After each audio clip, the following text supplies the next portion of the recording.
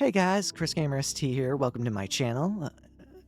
So this is gonna be a channel update video slash Ocarina of Time prediction slash remake, Ocarina of Time remakes prediction slash hopes video, if I can say that correctly. and so yeah, what I'm basically gonna do. I had a birthday this past few days. It was very fun. Spent a lot of time with my friends. Did a lot of thinking, and I realized what I wanted to do for this channel. And that's, I want to start doing trailer analysis videos, which I think will be very fun, and I think it's something I could be good at doing. Because I love looking at trailers, I love being hyped for games from awesome trailers, and I think I can do a good job at it. Now, will I be as good as like the GVGs or Game Explains? Probably not, but I can always do my best, and you know, the whole point is, like I said, it's about fun. And I think I can make them fun.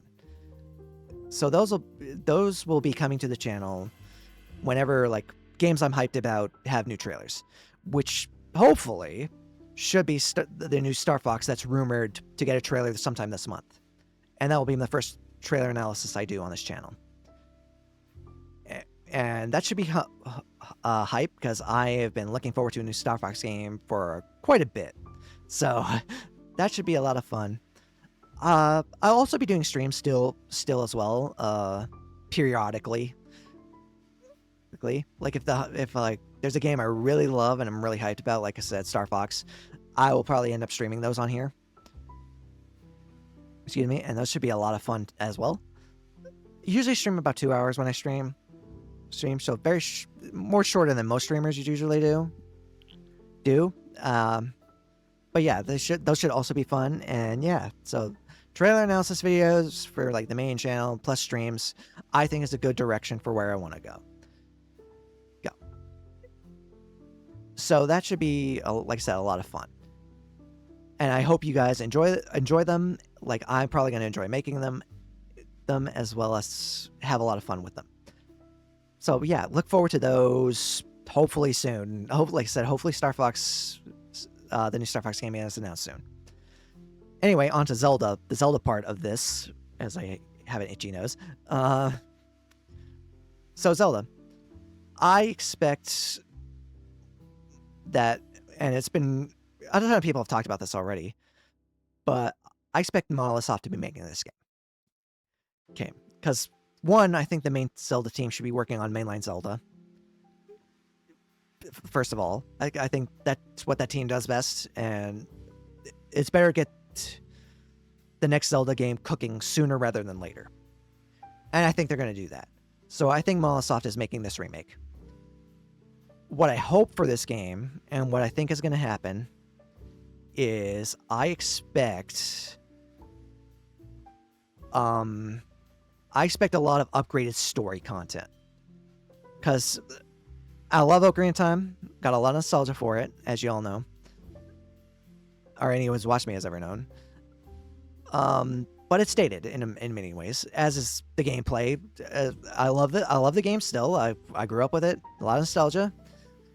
But there are parts of the game that are dated. Excuse me. And Monolith Soft, like I said, could really update that in a big way. Like there's a lot of characters that could get like a lot of upgraded character development, a lot of upgraded story, and just a lot more stuff in general. Like I know and a lot of people don't know this, the OG Ocarina of Time, for example, they wanted to implement a dating sim element. Now, I don't think they're going to do that for this remake. Like they're going to put that back in. I don't think they'll do that. But I think they'll do something where they can give more of the characters that aren't Link development, let's say. Like specifically the sages in Zelda. Give them more different character traits, give them more upgraded parts in the story, maybe. Maybe you even play as Zelda as Sheik. That's something they could do. And something that I would be, maybe have it as an interquel. Like when Link's asleep during those 7 years, you can play as Sheik, Zelda as Sheik, and do some like stealth missions. Like that I think would be a cool idea. And then yeah, upgrading the stories of the sages, giving them more character. Because really only Sage that got character development was like Saria. Saria is the only one that actually got like real development, I feel, of those sages.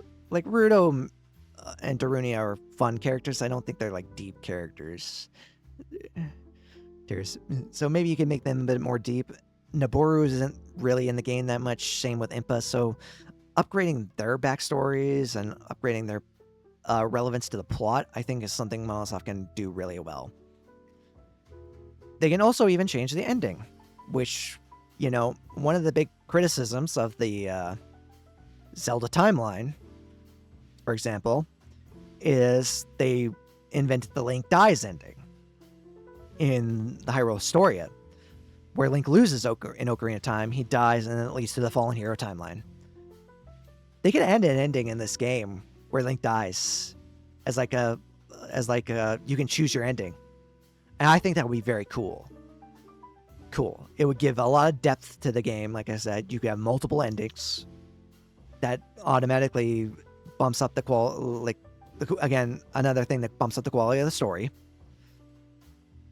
And also, like, justifies that decision to put that timeline in there. Because, again, a lot of people, especially timeline theorists, don't really like the timeline like that. And admittedly, when they did show that to me at first on Hyrule Story, I was like, eh. So there are things they can do to upgrade that and maybe make that make more sense. And I think that would be a good move. So again, yeah, update story, and like alternate endings, I think are something that could really elevate the feel of that game. And it's something I would be very excited to see them do. Another thing I'm excited to see them do, since Monolith is so good at making big environments, right? The game has to be bigger than what it is. I don't think this is a one-to-one thing where Hyrule Field's going to look exactly the same. I think it will be way bigger. Same with Gerudo Desert, same with Kokiri Forest, Death Mountain, all that. I think it'll all be bigger. How much bigger? I don't think it'll be open world, you know, in air quotes. But I do think it'll be big. And I think there's a lot of stuff they can add into that overworld to make it not, like, just boring. I don't think it's going to be boring. I mean, I think they will do a lot of stuff, like a lot of side quests, a lot of maybe new mini games, a lot of stuff like that they can do to upgrade the overworld content in the game. I think that's going to be something that's going to be, I think when we first see this game, I think people are going to be blown away by how it looks. Because Monolith is really good at making pretty looking games. Especially, and we all have to admit this, on inferior hardware. I love the Switch and Switch 2, but they're not a PS5, and they're not an Xbox, they're not a PC in terms of power. They never will be. I don't think Nintendo will ever be a power company like that. Which is fine. I guess it fills out their niche. I sometimes think it's a detriment, but hey, with this economy now, maybe that's the wrong way to look at it. I don't know. But yeah, I think the game's going to look pretty. Which I think with Monolith is a given. All the games look pretty in some way. Maybe not texture-wise. Texture-wise is a little...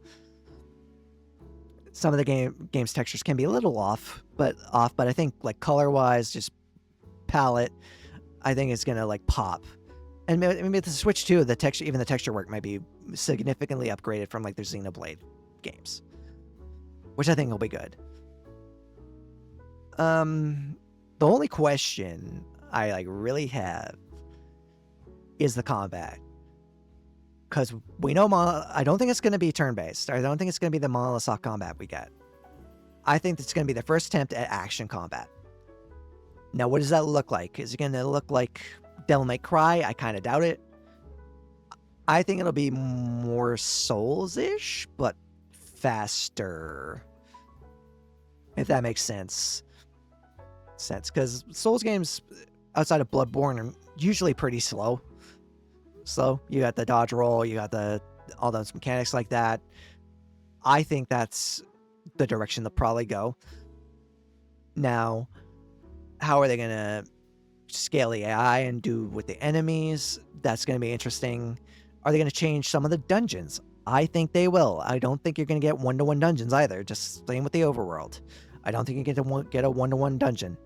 I think all the dungeons will have different puzzles, different traps, different enemies. I think you're going to get a game that's, like I said, it's not going to be one-to-one. This remake is going to be like Final Fantasy VII/RE2. It's going to add so much different stuff because they have to justify it being the holiday game. Because normally, if you just put a regular remake, people are going to look at that and be like, like it's not gonna resonate as much, especially next to GTA 6. You know, which is basically like going to be the holiday game of all holiday games. That game's going to sell extremely well. And Zelda, whether they like it or not, is going to have to compete with that. So they have to make it different enough. They have to make it different enough to where it feels like a new game. And I think they will. Like I said, I think Monosoft's developing it. If I'm wrong and they're not, I'll eat crow and this whole video will make no sense. So that's on the channel update. But again, this is hopes and predictions, so it's fine. But yeah, I think they will do whatever it takes to make this game stand out. And that's good. Good. I think it'll be great for this game. So yeah, that's basically my hopes and predictions. And I know it's a bit of a short video, but I just wanted to get this out there. And I hope you guys enjoy the new content. I hope you guys are excited for all the analysis videos I do, all the streams, and I hope you guys are excited for Zelda. So with that, I'll sign off. I know it's, again, short video, but this is just really just an update, pretty much. So thank you guys for watching, and I'll see you all next time. Bye.